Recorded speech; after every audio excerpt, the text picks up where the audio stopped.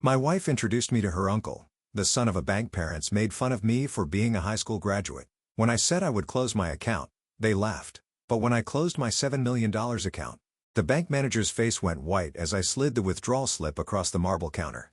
$7 million? Every last cent. His hands trembled as he picked up the paper, reading the numbers twice, three times, like he was trying to solve an equation that didn't make sense. Behind him, my wife's uncle stood frozen, mouth hanging open, all that smug superiority draining from his face like water from a broken dam. 20 minutes ago, they'd been laughing at me, called me an uneducated nobody who got lucky, said a high school graduate had no business managing real money. Now they were watching their quarterly bonus evaporate in real time and I hadn't even finished yet. My name is Jackson Hayes. I'm 36 years old and I never went to college. Not because I couldn't, but because I had better things to do with my time and money. While my classmates were racking up student debt and nursing hangovers in dorm rooms, I was learning how money actually works. By the time they graduated, I had my first rental property paid off and was closing deals that would have made their economics professors weep. I met Caroline Whitmore at a charity auction 3 years ago. She was 29, beautiful in that effortless way some women have with dark hair and blue eyes that made you forget whatever you were saying. She worked as an event coordinator for high-end fundraisers,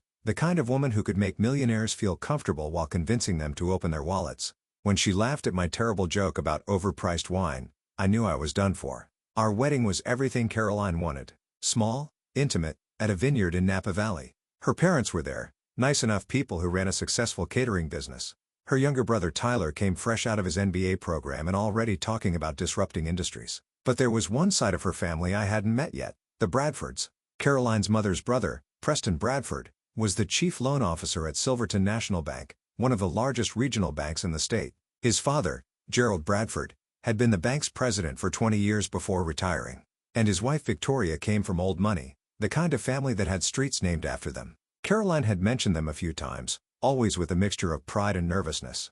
They're very traditional, she'd said, very focused on education and credentials. Just be yourself. The dinner invitation came 2 months after the wedding. Caroline was anxious all week, changing outfits 3 times before we left, coaching me on conversation topics I should avoid. Don't mention that you didn't go to college unless they ask directly, she said, adjusting my tie for the 4th time. And if they do ask, just say you went into business right after high school. Make it sound intentional, not like you couldn't afford it. I pulled her hands away from my collar and looked her in the eye.